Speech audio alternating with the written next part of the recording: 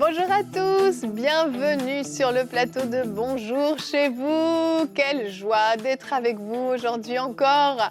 Aujourd'hui, on va aborder un thème intéressant. Tu as beaucoup plus que ce que tu penses. Et je vous entends, certains d'entre vous vous dites, si tu savais à quel point je n'ai rien. Eh bien, on va voir aujourd'hui que parfois, c'est une affaire de perspective. Alors, on parle de finances, mais on parle de talent, de compétences. Et on parle de tout ça avec le couple Kabouya. Bonjour à tous les deux. Evelyne. Bonjour, Evelyne. Quel plaisir de vous avoir réunis tous les deux. Vous êtes beaux. Merci. Et réciproque. Plaisir partagé. Oh, c'est gentil, c'est gentil. Aujourd'hui, une belle émission en perspective. Et Omer, je l'avais dit, vraiment, c'est une semaine où tu travailles beaucoup. Aujourd'hui, tu fais une rubrique réponse d'experts. De quoi tu nous parles? Un domaine sensible pour les couples et pour les individus. Y a-t-il des lois spirituelles à appliquer pour la bonne gestion des finances? Et nous allons voir que la parole de Dieu recèle des conseils merveilleux pour nous aider à être stables et à être sages. Formidable, on se réjouit beaucoup de t'entendre tout à l'heure. Et Nadine, aujourd'hui, on terminera cette émission avec une rubrique culture et médias. Tu as des sujets intéressants à nous partager. Oui, aujourd'hui, je vais présenter deux entrepreneurs chrétiens, deux entrepreneurs, parce que c'est deux femmes, des chrétiennes, voilà, qui se sont lancées en entreprise. Et en fait, on parle de « tu as beaucoup plus que tu ne le penses ». Et je crois que quand je vais faire cette présentation, beaucoup seront encouragés à eux aussi se lancer dans ce que Dieu leur appelle à faire. Génial. Nadine, on reste avec toi, avec notre pensée du jour.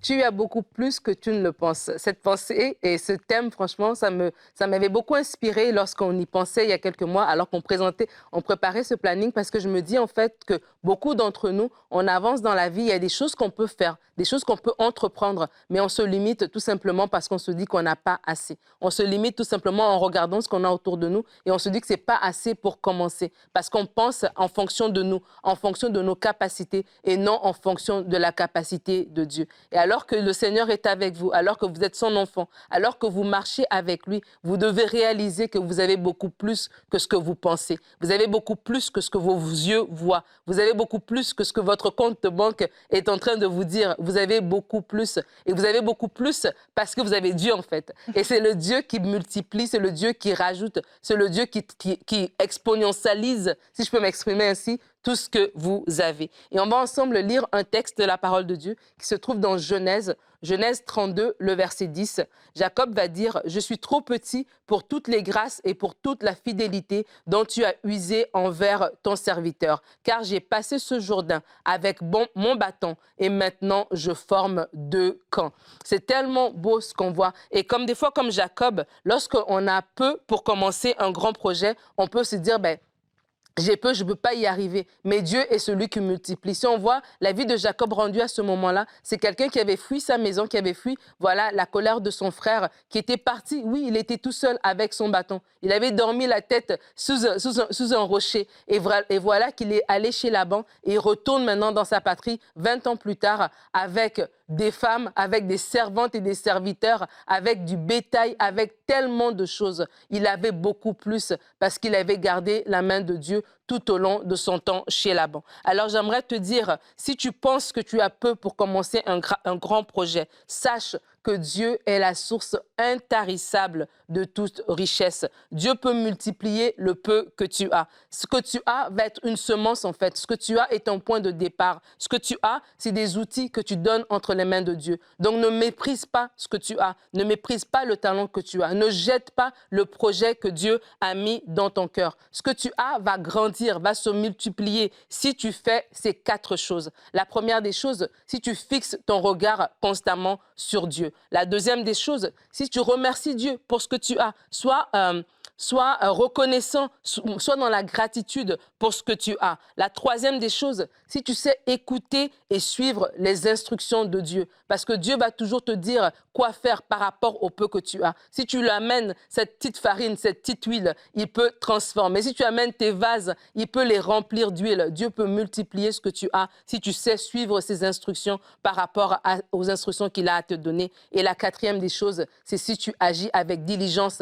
Et on va le voir tout à l'heure dans la réponse d'expert, de la sagesse qu'on doit appliquer justement pour qu'on puisse multiplier ce qu'on a dans nos mains. Alors, je veux t'encourager aujourd'hui. Si dans les saisons passées, tu t'es dit, je n'ai pas assez. Si dans les saisons passées, tu t'es dit, je ne peux pas me lancer parce que je n'ai pas assez, parce que je regarde à ce que j'ai et je trouve que ce n'est pas assez. Aujourd'hui, change de langage. Change de langage et comme Jacob, tu pourras te retourner et dire, waouh, j'ai commencé avec peu, mais aujourd'hui, mes mains sont pleines parce que le Seigneur a su multiplier et donc, j'avais beaucoup plus que ce que je pensais.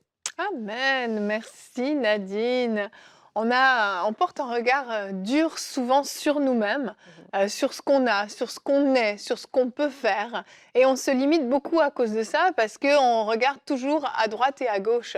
Et on voit ce que les autres ont qu'on n'a pas. C'est cette éternelle comparaison qui est un vrai problème. Alors qu'en fait, on a peut-être des choses que les autres n'ont pas. Et en fait, si Dieu nous avait tous donné exactement la même chose, et là je ne parle pas que de finances encore une fois, je parle de talents, de compétences, de dons, etc. Si on était tous des clones les uns des autres, la vie serait triste et on accomplirait tous les mêmes choses. Dieu a voulu qu'on soit différents les uns des autres, mais personne n'est incomplet. Dieu a réparti tout ce qu'il a pu donner de manière juste et bonne selon les plans qu'il avait pour chacun d'entre nous. Et parfois, on se regarde dans le miroir, on se regarde dans ce qu'on accomplit et on se dit, moi j'ai rien, moi j'ai aucun talent. J'ai rien du tout. Qu'est-ce que je peux accomplir? Quel fruit je peux porter? Je n'ai rien du tout. Je ne sais pas faire ça, je ne sais pas faire ça, je ne sais pas faire ça. Et on se limite et on stagne dans notre vie. Alors qu'en fait, il suffit d'avoir une seule chose, un talent spécial, quelque chose que vous faites mieux que les autres, quelque chose que Dieu a déposé en vous et vous êtes capable avec cette chose-là d'accomplir de grandes choses qui vous amènent beaucoup plus loin. Mais il faut être capable de voir ces choses qu'on a et de changer, oui, ce regard de plainte, de gémissement, même avec un regard de gratitude et de reconnaissance pour dire « Seigneur, tu m'as donné ça, tu vas en faire quelque chose. Et souvent, on va plus s'axer sur ce qu'on n'a pas. Je n'ai pas ça, je n'ai pas ça, je n'ai pas ça. Et non, essayer de regarder, mais qu'est-ce que j'ai qui peut m'aider à aller de l'avant? Et on est comme un entraîneur au niveau du tennis. Quand on lui a demandé comment il entraînait ses athlètes, il a dit « Je me concentre sur ce qu'ils ont. Et j'amplifie ce qu'ils ont.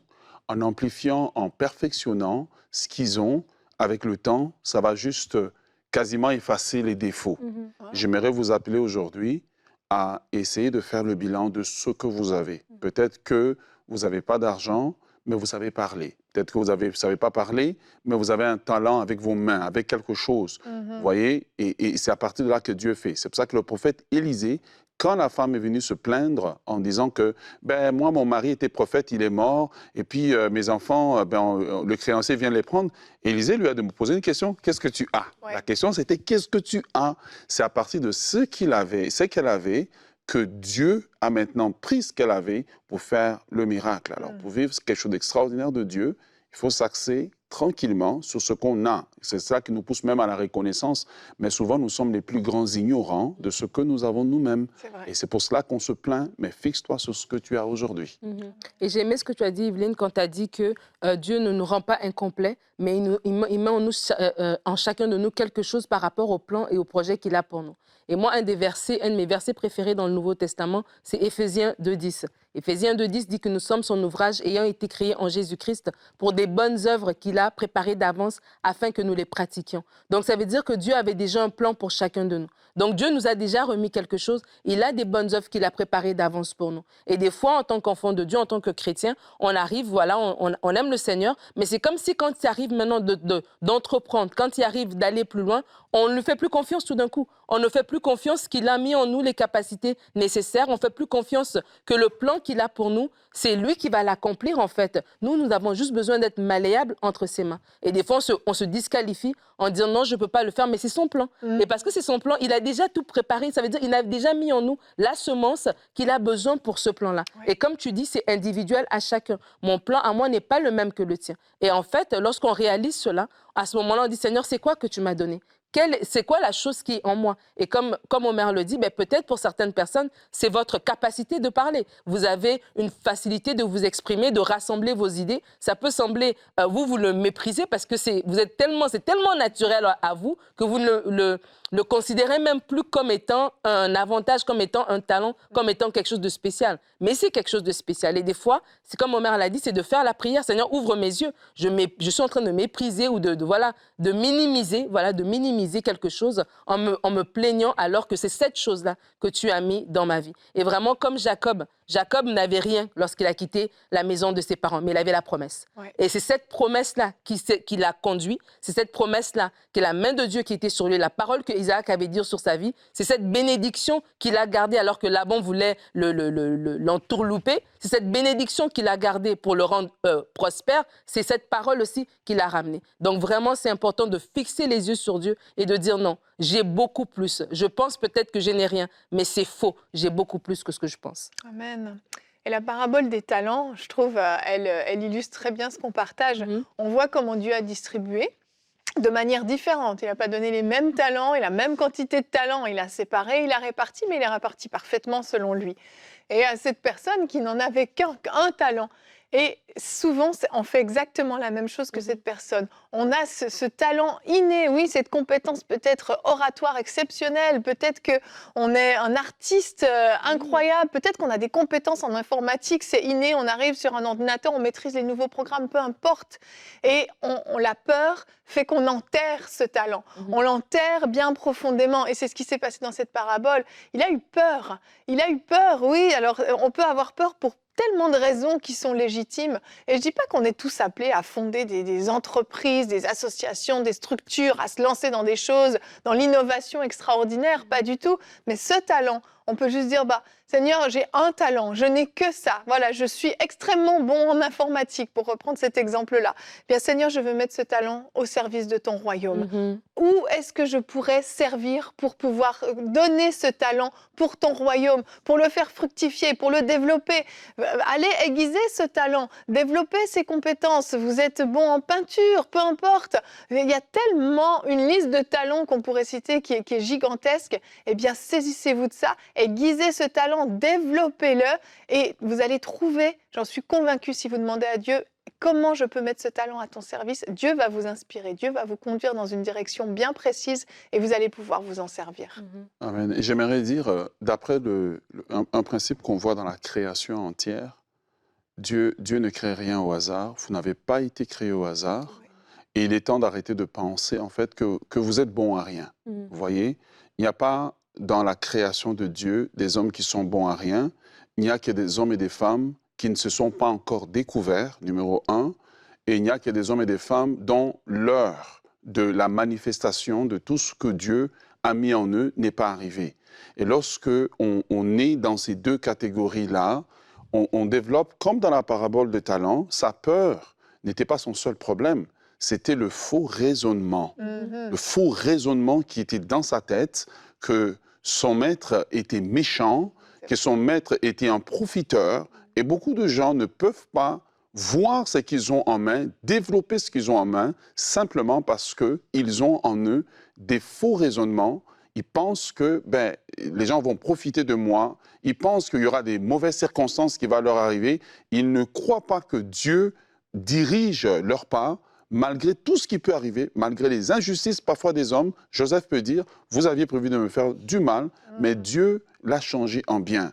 Alors, j'aimerais vraiment vous inviter à retenir que vous n'êtes pas le fruit du hasard, vous n'êtes pas un échec, vous n'êtes pas une erreur, mais que Dieu vous a créé et il a mis en vous des richesses. Amen, amen. Et notre verset du jour aujourd'hui est dans Jean 6, versets 9 et 10. Il y a ici un jeune garçon, vous connaissez cette histoire, qui a 5 pains d'orge et 2 poissons. Mais qu'est-ce que cela pour tant de gens? Jésus dit, faites-les asseoir. Vous avez beaucoup plus que ce que vous pensez. Ce jeune garçon n'avait pas grand-chose, mais ça a nourri des foules. Et concernant vos finances, eh bien, que vous puissiez recevoir ce verset vraiment comme une parole qui vient de Dieu. Peut-être que votre compte bancaire ne contient que du pain et des poissons. Eh bien, sachez que Dieu peut le faire multiplier. Et pour ça, il y a des principes qui peuvent être appliqués pour la bonne gestion de vos finances. Et on en parle dans notre rubrique Réponse d'experts.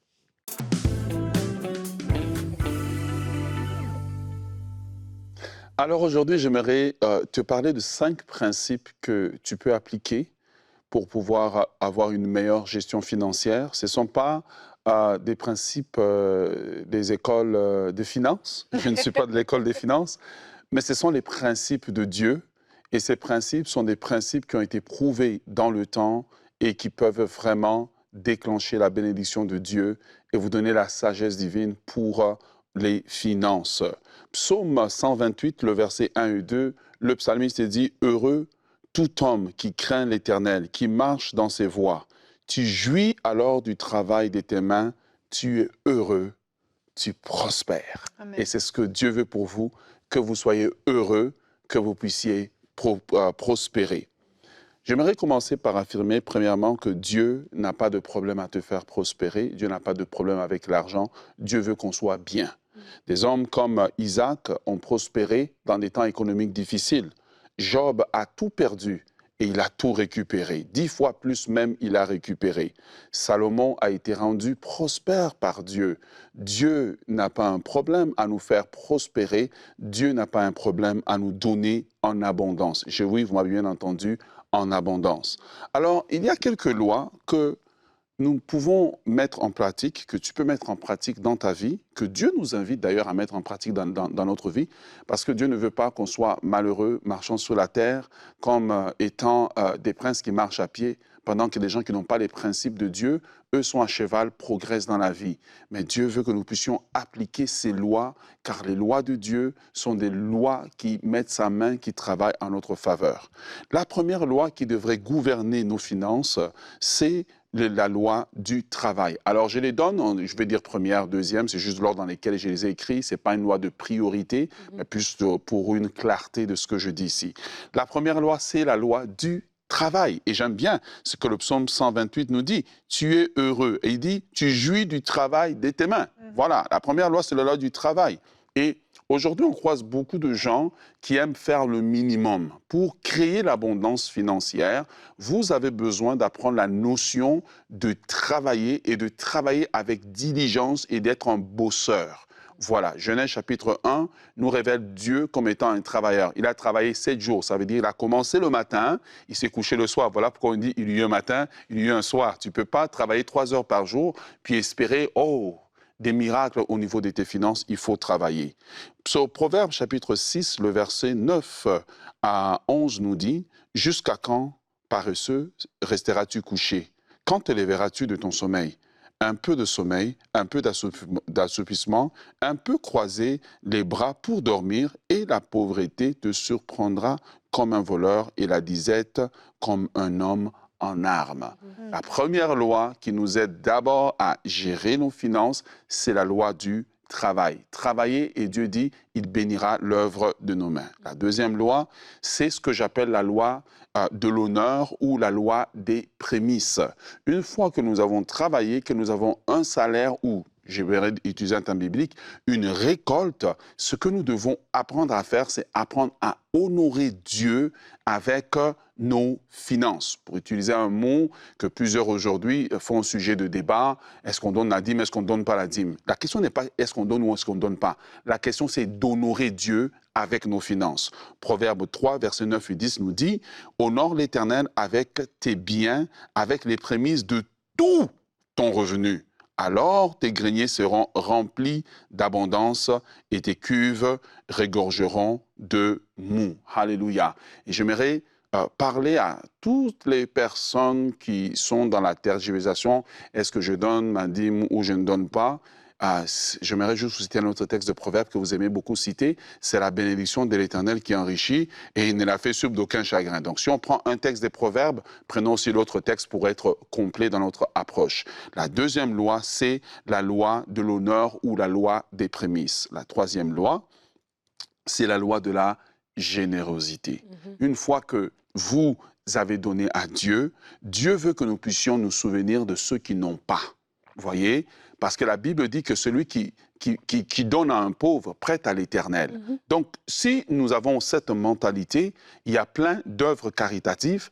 Parfois, il y a des gens qui mendient aussi lorsque nous sommes en train de conduire nos voitures et nous avons notre climatisation bien montée. Mais il arrive des moments où Dieu nous met à cœur, donne-lui quelque chose.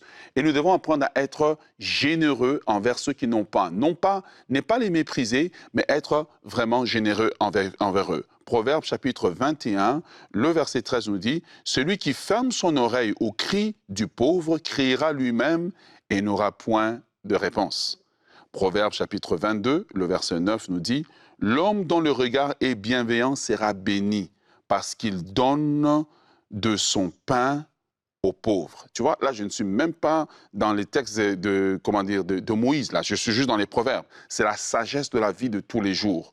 Psaume chapitre 113, le verset 7 nous dit « De la poussière, il retire le pauvre du fumier, il relève l'indigent. » C'est Dieu. Alors, pourquoi je dis que nous devons donner aux gens qui sont dans la pauvreté, qui ont moins que nous? Parce qu'aujourd'hui, tu es en haut, tu ne sais pas si demain tu seras en bas. Aujourd'hui, tu es bien, mais tu ne sais pas quel autre malheur va venir t'atteindre à un moment donné dans la vie. Alors, en investissant, en donnant à ceux qui n'ont pas, tu te bâtis un compte, tu vois, un compte de sécurité. Quand la tempête arrive, Dieu se souviendra que toi aussi, tu t'es souvenu de ceux qui étaient dans les temps difficiles. Ne méprise pas un pauvre, ne méprise pas celui qui a moins que toi, mais apprends à poser des actions, apprends à donner à ceux qui ont moins que toi. Tu peux donner des vêtements, tu peux donner des chaussures, tu peux payer les études de quelqu'un, mais donne à ceux qui n'ont pas. Ce sont des principes de Dieu. Il semble que l'argent sort de ton compte, mais en fait, Dieu les regarde comme étant des investissements. La loi numéro 4, c'est ce que j'appelle la loi des semailles et des moissons ou la loi de l'investissement. Dans la loi des semailles et des moissons, eh bien, Dieu nous appelle aussi à garder une partie de prendre une partie de ce que nous avons et à l'investir dans différentes sortes de projets, mettre à la bourse, mettre dans des comptes mis à part, etc., pour que cela puisse fructifier. Il n'y a pas un péché à cela, c'est le principe même de la parole de Dieu. Quand la famine était dans le pays au temps d'Isaac, Dieu a dit à Isaac, reste dans le pays et je te bénirai. Dieu fait la promesse à Isaac, mais si on observe, la Bible dit que Isaac s'aima dans le pays. Dieu ne lui a pas dit de s'aimer. Vous voyez, c'était la famine, mais la Bible dit que Isaac s'aima dans le pays et il recueillit cette année-là au centuple car l'Éternel l'avait béni. Qu'est-ce que l'Éternel avait béni? C'était les investissements d'Isaac. La loi numéro 5, c'est la loi de l'épargne. La Bible dit dans Proverbe chapitre 6, le verset 6, « Va vers la fourmi paresseux, regarde ses voies, sois sage. Et elle qui n'a ni chef, ni surveillant, ni gouverneur, elle prépare en été son pain et elle amasse pendant la moisson sa nourriture. » La sagesse de la fourmi nous dit quoi? Aujourd'hui, j'ai beaucoup, je dois préparer pour le temps où je n'aurai pas beaucoup, parce que les cycles de la vie font que au temps d'abondance, il y a des temps de disette aussi qui arrivent. C'est ce que Joseph disait à Pharaon. Quand il dit à Pharaon, l'abondance arrive. Mais sois sage pendant l'abondance. Et il dit à Pharaon de mettre 1/5 des récoltes de côté pour que quand les temps de famine vont arriver, il puisse s'en sortir. Alors ça, c'est Genèse chapitre 41, verset 33 au verset 36. 5 principes qui peuvent nous aider à bien gérer nos finances selon les principes de la parole de Dieu. Amen. Waouh. Franchement, c'est du solide aujourd'hui. C'est du solide. Merci, Omer. Bon, réécoutez, je le redis, mais pour réécouter. Merci beaucoup. C'était un enseignement là que tu nous as fait carrément. C'était profond. Merci beaucoup, Omer. On continue avec toi, Nadine. On va découvrir les 2 entrepreneurs dont tu nous as parlé dans la rubrique Culture et Médias.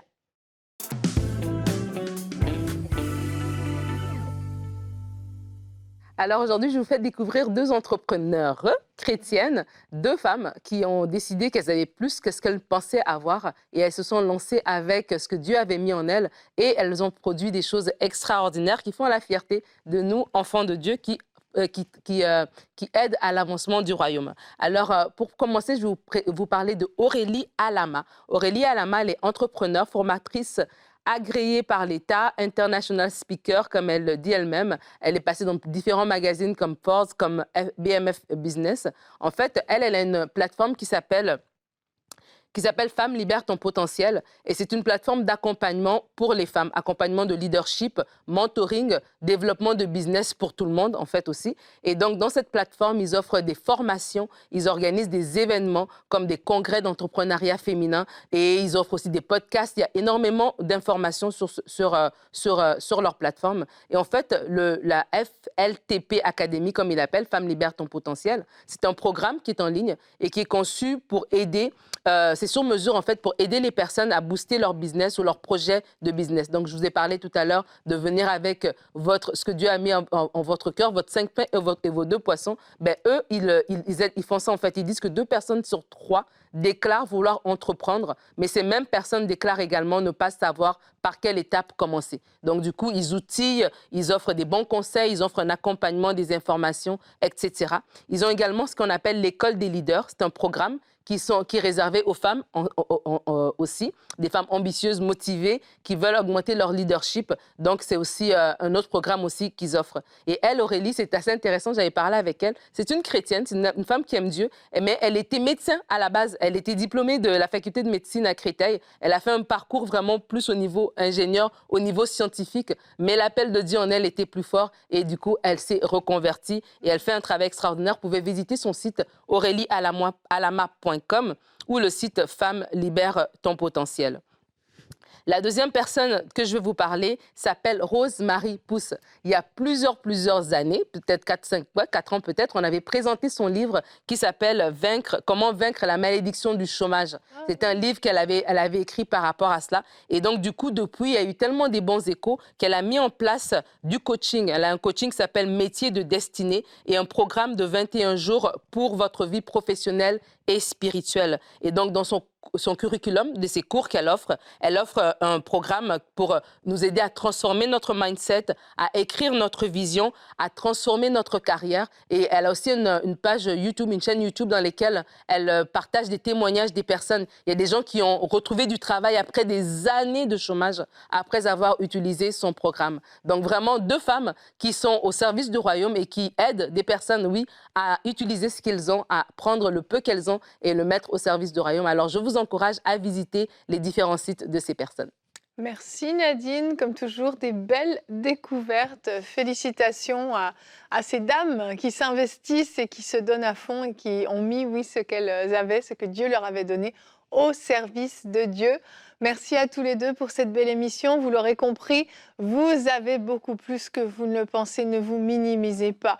Et Nadine, en commençant sa pensée, elle a dit, premièrement, parce que vous avez Dieu en vous. Et c'est la chose principale. C'est lui qui vous rend capable. C'est lui qui vous donne les talents, les compétences. C'est lui qui vous bénit abondamment. Tout vient de lui, donc soyons reconnaissants pour ce qu'on a. Ne soyons pas orgueilleux ou fiers, mais au contraire, soyons simplement disponibles comme des serviteurs prêts à obéir à la voix de leur maître. Merci d'avoir été avec nous et demain, on se retrouve. As-tu besoin d'un miracle? Ce sera notre thème. Et nous avons une rubrique « C'est mon histoire ». Guy Maréchal, ce nom vous dit certainement quelque chose. Vous avez peut-être déjà entendu des bribes de témoignages venant de lui.